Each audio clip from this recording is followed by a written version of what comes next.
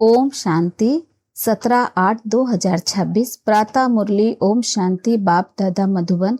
मीठे बच्चे, हाँ जी बाबा, बाप और दादा की भी वंडरफुल कहानी है। बाप जब दादा में प्रवेश करे तब तुम ब्रह्मा कुमार कुमारी बरसे के अधिकारी बनो। प्रश्न है, निश्चित ड्रामा को जानते हुए भी तुम बच्चों को कौन सा लक्ष्य अवश्य रखना है? उत्तर है, पुरुषार्थ कर गैलेब करने का, अर्थात विनाश के पहले बाप की याद में रह कर्मातीत बनने का लक्ष्य अवश्य रखना है। कर्मातीत अर्थात आयरन एजेट से गोल्डन एजेट बनना, पुरुषार्थ का यही थोड़ा सा समय है। इसीलिए विनाश के पहले अपनी अवस्था को अचल अडोल बनाना है। ओम शांति। ओम शांति। यह दोनों कौन कहते हैं? एक था बाबा, एक था दादा। कहानी सुनाते हैं ना, एक था राजा, एक थी रानी। अब यह फिर है नई बातें। एक बाबा एक दादा। तुम कहोगे 5000 वर्ष पहले भी एक था शिव बाबा, दूसरा था ब्रह्मा दादा। अब शिव के बच्चे तो सब हैं, सभी आत्माएं एक बाप की संतान हैं। वह तो है ही है। ब्रह्मा के बच्चे ब्राह्मण भी थे। प्रजापिता ब्रह्मा की संतान ब्रह्मा कुमार कुमारियां थे। उन्हों को कौन पढ़ाते थे? शिव बाबा। प्रजापिता ब्रह्मा के यह ब्रह्मा कुमार कुमारियां ढेर बच्चे हैं ना। ब्रह्मा कुमार कुमारियां मानते हैं बरोबर हम शिव बाबा के बच्चे भी हैं, पोतरे भी हैं। बच्चे तो है ही, अब पोतरे बने हैं। ब्रह्मा द्वारा दादे से वर्षा लेने। अभी तुमको दादे से वर्षा मिलता है, जिसको शिव बाबा कहते हैं, परंतु ब्रह्मा कुमार कुमारियां होने के कारण उनको हम दादा कहते हैं। वर्षा दादे का है, ब्रह्मा दादा का नहीं। बैकुंठ वासी बनने का वर्षा उस बाबा से मिलता है। आधा कल वर्षा पाते हो, फिर तुमको श्राप मिलता है। रावण से नीचे उतरते आते हो, जैसे कि ग्रहचारी बैठती है नीचे उतरने की। अभी तुम बच्चे समझते हो हमारी ग्रहचारी राहु की दशा पूरी हुई। राहु की दशा है सबसे बुरी। ऊंचते उच्च बृहस्पति की दशा, फिर राहु की दशा बैठी तो 5 विकारों के कारण हम काले हो गए। अब फिर बाप कहते हैं दे दान तो छुटे ग्रहण। है तुम्हारी बात। उन्हें फिर सूर्य चांद्र का ग्रहण समझ लिया है। जब ग्रहण लगता है तो दान मांगते हैं। यहाँ बाप तुमको कहते हैं 5 विकारों का दान दो तो ग्रहचारी उतर जाएगी। इन विकारों से ही तुम पाप आत्मा बने हो। मुख्य है देह अभिमान। पहले ऐसे सतो प्रधान थे, फिर सतो रजो तमो बने हैं। 84 जन्म लिए हैं। यह तो पक्का निश्चय है, बरोबर देवताएं ही 84 जन्म लेते हैं। पहले उन्हों को ही मिलना चाहिए बाप से। गाया भी जाता है आत्माएं परमात्मा अलग रहे। बाप कहते हैं पहले पहले तुमको सतयुग में भेजा था, फिर अभी तुम ही आकर मिले हो। आगे तो सिर्फ गाते थे। उनका यथार्थ अर्थ अभी बाप बैठ समझाते हैं। सभी वेद शास्त्र जप तप स्लोगन आदि जो भी है, सबका सार बाप बैठ समझाते हैं। चक्र तो बिल्कुल सहज है। अभी कलयुग और सतयुग का संगम है। लड़ाई भी सामने खड़ी है, यह भी तुमको निश्चय है। सतयुग की स्थापना होती है। कलयुग में जितने भी हैं उन सब के शरीर खलास हो जाएंगे। बाकी आत्माएं पवित्र बन हिसाब किताब चुकतू कर जाएगी। यह सबके कयामत का समय है। आत्माएं शरीर छोड़ चली जाएगी। यह तुम्हारी बुद्धि में अभी है। जब तक हम कर्मातीत अवस्था को पाए तब तक संगम पर खड़े हैं। एक तरफ है करोड़ों मनुष्य, दूसरे तरफ हो सिर्फ तुम थोड़े से। तुम्हारे में भी कितने हैं जो निश्चय बुद्धि होते जाते हैं। निश्चय बुद्धि विजयंती, फिर जाकर विष्णु के गले की माला बनेंगे। एक है रुद्राक्ष की माला, दूसरी है रुंड माला। उस रुंड माला में छोटी छोटी शक्ल होती है। यह निशानी है हम आत्माएं ही आकर फिर बाप के गले की माला के दाने बनेंगे। फिर यहाँ आएंगे नंबरवार, माला 108 की भी है, 16,108 की भी है। अब 16,000 है या 5-10,000 है, उनका कोई हिसाब नहीं निकाला जाता।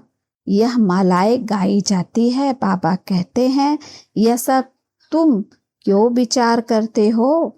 जितने भी राजाए कल पहले सतयुग त्रेता में बने थे उतने ही बनेंगे। 100 बने या 200-300 बने, यह पूछना नहीं है। बाप कहते हैं, तुम जितना नजदीक आते जाओगे तो यह सब समझ जाएंगे।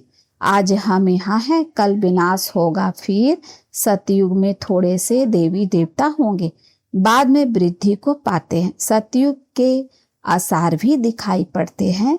बाकी लाखों जाकर रहेंगे, फिर लाख रहे, वे 9-10 लाख रहे, एक्यूरेट नहीं कह सकते। हाँ, तुम जब एक्यूरेट संपूर्ण बनने के लायक बनोगे तब तुमको और जास्ती सचत्कार हो जाएगा।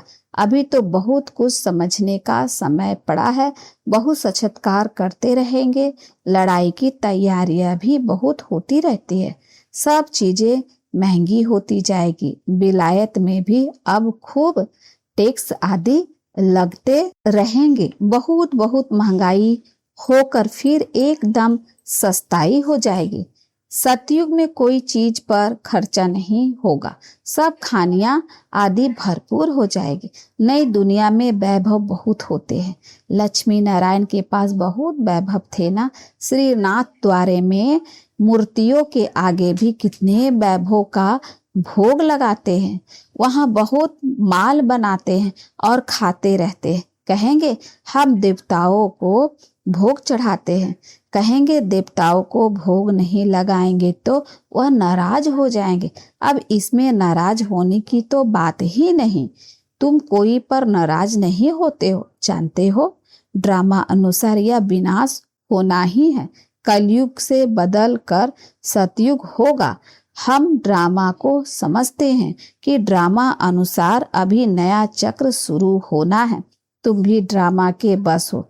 ड्रामा अनुसार बाप भी आया हुआ है। ड्रामा में 1 मिनट भी नीचे ऊपर नहीं हो सकता है। जैसे बाबा आया तुमने देखा, कल बाद भी हूबहू ऐसे होगा। शास्त्रों में तो कल्प की आयु लंबी लिख दी है। अभी तुम बच्चों की बुद्धि में है, बरोबर विनाश सामने खड़ा है। अभी तुम गैलप कर रहे हो, जानते हो। बाप को याद कर हमको कर्मातीत अवस्था को जरूर पाना है, अर्थात आयरन एज से गोल्डन एज बनना है। अभी अगर पुरुषार्थ नहीं करेंगे तो पद भ्रष्ट हो जाएगा। हे आत्माएं, अभी तुम पतित बन गई हो, यह भी जानते हो। बहुत किस्म के आएंगे जो और धर्मों में बदली हो गए हैं, वह निकल कर आते रहेंगे, आकर अपना पुरुषार्थ करते रहेंगे बाप से वर्षा पाने। ब्राह्मण धर्म में आकर फिर देवता धर्म में आएंगे। ब्राह्मण धर्म में नहीं आएंगे तो देवता धर्म में कैसे आएंगे। ब्राह्मण दिन प्रतिदिन वृद्धि को पाते रहेंगे। देखेंगे विनाश सामने आ गया है, यह तो ठीक कहते हैं, फिर वृद्धि होती जाएगी। ब्राह्मणों का झाड़ वृद्धि को पाकर फूल हो जाएगा, फिर वापस जाएंगे। देवताओं का झाड़ बढ़ेगा। अभी तुम संगम पर राजयोग सीख रहे हो। इस संगम को कल्याणकारी युग कहा जाता है। संगम का ही गायन है। गंगा सागर का मेला दिखाते हैं, वह सब है भक्ति मार्ग का। यह है ज्ञान सागर और ज्ञान सागर से निकली हुई ज्ञान गंगाएं। ज्ञान सागर से पतित पावन अक्षर लगता है, वह समझते हैं पतित पावनी गंगा है और फिर गंगा में स्नान करते ही आते हैं। यह नदियां तो सतयुग से लेकर चलती आती है। आजकल तो नदियां भी कहाँ कहाँ डुबो देती है। प्राकृति भी तमोप्रधान, सागर भी तमोप्रधान हो पड़ा है। सागर थोड़ी सी उछल खाएगा तो सब कुछ खल्लास कर देंगे। सतयुग में सिर्फ हम थोड़े ही भारत में रहते हैं। यमुना के कंठे पर दिल्ली परिस्थान थी, फिर बनी है। सतयुग में थोड़ी ही जीव आत्माएं रहती है, फिर धीरे धीरे आते जाते हैं। अभी है कलयुग का अंत, कितने ढेर मनुष्य हो गए हैं। बेहद का नाटक है जिसको अच्छी रीति समझाना है। भल कोई अपने को एक्टर समझते भी है, परंतु कल 5000 वर्ष का है यह किसी को भी पता नहीं है। कहा 84 जन्म, कहाँ 84 लाख। अभी तुम रोशनी में हो, तुमको बाप से वर्षा मिलता है। बाप कहते हैं मन मना भवा, बाप को याद करना है। शिव भगवानुबाज, भगवान की महिमा में और देवताओं की महिमा में बहुत फर्क है। बाप जो नई रचना रचते हैं उनकी महिमा है सर्वगुण संपन्न। अभी तुम ऐसे बन रहे हो। बाप की महिमा और इनकी महिमा में रात दिन का फर्क है। यह राजयोग है ना, गाया भी जाता है। भगवान राजयोग सिखलाते हैं, वह है निराकार, तो जरूर निराकार से साकार में आना पड़े। भगवान की इतनी महिमा है तो जरूर आना पड़े। उनका जन्म दिव्य अलौकिक है और किसका दिव्य जन्म नहीं गाया जाता, यह भी बच्चों को समझाया है। एक होता है लौकिक बाप, दूसरा है पारलौकिक बाप जिसको ही भगवान कह याद करते हैं, और तीसरा है अलौकिक बाप, यह फिर वंडरफुल बाप है। जब पारलौकिक बाप बच्चों को एडॉप्ट करते हैं तो बीच में यह अलौकिक आ जाता है। प्रजापिता ब्रह्मा के कितने ढेर बच्चे हैं। शिव बाबा आकर ब्रह्मा द्वारा तुमको अपना बनाते हैं। कितने ब्रह्मा कुमार कुमारियां बनते हैं। लौकिक बाप को तो करके 8-10 बच्चे होंगे। अच्छा, शिव बाबा भी है। पारलौकिक बाप, उनके तो अनेक बच्चे हैं। सभी आत्माएं कहती है हम सब ब्रदर्स है। अब इस संगम पर ही अलौकिक बाप मिलता है। यह ज्ञान तुमको वहां नहीं रहेगा। प्रजापिता ब्रह्मा बाप मिलता ही तब है जबकि बाप आकर नई सृष्टि रचते हैं। तो यह अलौकिक जन्म हुआ ना, इनको कोई समझ नहीं सकते। वह लौकिक, वह पारलौकिक, और यह संगम युगी अलौकिक बाप। लौकिक बाप तो सतयुग से लेकर होते आए हैं। पारलौकिक बाप को वहाँ कोई याद नहीं करते, वहाँ होता ही है एक बाप। हे भगवान, हे परमात्मा कहकर याद नहीं करते हैं। फिर द्वापर में जब भक्ति मार्ग शुरू होता है तो बाप 2 होते हैं। संगम पर है 3 बाप। प्रजापिता ब्रह्मा भी अभी मिलता है। अभी तुम उनके बने हो, जानते हो, यह अलौकिक बाप है। अभी तुम इन बातों को अच्छी रीति जानते हो और याद करते हो। अपने को आत्मा समझ बाप को याद करो। सतयुग में याद करने की दरकार ही नहीं। दुख में पारलौकिक बाप को सब सिमरन करते हैं, यह तो बिल्कुल सहज बात है। सतयुग त्रेता में 1 बाप होता है, दूसरा द्वापर में 2 बाप होते हैं। इस समय तुम अलौकिक बाप के बच्चे बने हो, जिस द्वारा तुम वर्षा लेते हो। तुम बच्चे ही ब्राह्मण बनते हो जो फिर देवता बनेंगे। विनाश भी तुम्हारे को ही देखना है, जो तुम इन आँखों से देखोगे। बॉम्ब्स छोड़ेंगे, मनुष्य तो मरेंगे ना। जापान में भी बॉम्ब छोड़ा, देखा ना कैसे मनुष्य मरे। अब यहाँ लड़ाइयाँ लगती रहती है। खुद भी कहते हैं हम तंग होते जाते हैं। 10-10 वर्ष तक भी लड़ाई चलती रहती है। बॉम्ब्स में तो चपटी में, सेकंड में सब खल्लास हो जाएगा। चिंगारी लगती है तो शहर नष्ट हो जाते। यह तो बॉम्ब्स हैं, आग भी लगनी है। तुम बच्चे जानते हो बाप आए ही हैं स्थापन और विनाश कराने, तो जरूर यह सब होगा। पुरुषार्थ करने का अभी समय है। माया घड़ी घड़ी तुम्हारा बुद्धियोग तोड़ देती है। अर्जुन, तुम अडोल स्थिर कहाँ बने हो? कहते हैं बाबा माया के तूफान बहुत आते हैं। कोई तो सारे दिन में घंटा आधा भी याद नहीं करते। बाप कहते हैं तुम कर्म योगी हो, 8 घंटा तो यह सेवा करोगे, 8 घंटा याद कर सको, इतना पुरुषार्थ करना है। याद करते रहने से विकर विनाश होते जाएंगे। इसको ही योग अग्नि कहा जाता है। यह मेहनत ग्रस्त व्यवहार में रहते हुए सिर्फ याद करना है। यह भी बाबा बतलाते हैं कि जिन्होंने ग्रस्त छोड़ा है, बच्चे बने, वह भी इतना याद नहीं करते हैं। घर में रहने वाले और ही जास्ती याद करते हैं। अर्जुन और भील का भी मिसाल देते हैं ना। मेहनत है बाप को याद करना और चक्र को समझना है। महाभारत लड़ाई भी जरूर लगेगी, सतयुग में थोड़े ही लगेगी।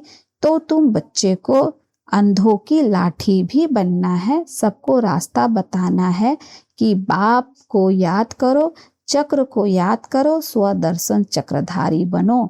अच्छा, मीठे मीठे सिखलद्दे बच्चों प्रति माता पिता बाप दादा को याद प्यार और गुड मॉर्निंग।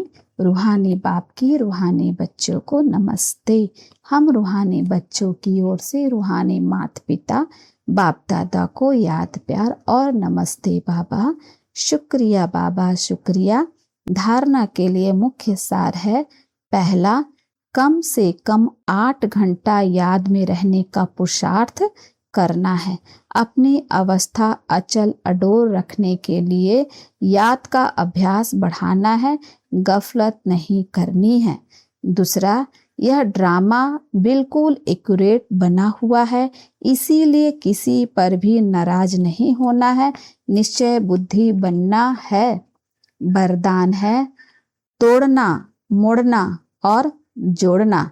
इन 3 शब्दों की स्मृति द्वारा सदा विजय भव। सारी पढ़ाई और शिक्षाओं का सार यह 3 शब्द है। पहला, कर्म बंधन तोड़ना है। दूसरा, अपने संस्कार स्वभाव को मोड़ना है। और तीसरा, एक बाप से सर्व संबंध जोड़ना है। यही 3 शब्द संपूर्ण विजय बना देंगे। इसके लिए सदा यही स्मृति रहे कि जो भी इन नैनों से विनाशी चीज देखते हैं वह सब विनाश हुई पड़ी है। उन्हें देखते भी अपने नए संबंध, नई सृष्टि को देखते रहो तो कभी हार हो नहीं सकती। स्लोगन है, योगी की निशानी है सदा क्लीन और क्लियर। अव्यक्त इशारे, अपवित्रता के बीज को भी समाप्त कर संपूर्ण स्वच्छ पवित्र बनो। अगर ब्राह्मण जीवन में संकल्प में भी अपवित्रता हुए मर्यादा आ जाती है तो तख्त नसीन की बजाय गिरती कला में अर्थात नीचे आ जाते हो। कोई विकर्म नहीं हुआ लेकिन व्यर्थ कर्म भी हुआ तो पश्चाताप के बजाय महसूसता की स्टेज होती है। महसूसता होता है कि यह रॉन्ग है, नहीं होना चाहिए। वह बात कांटे के समान चुभती रहेगी। इसीलिए इस व्यर्थ से भी मुक्त बनो। अच्छा, ओम शांति।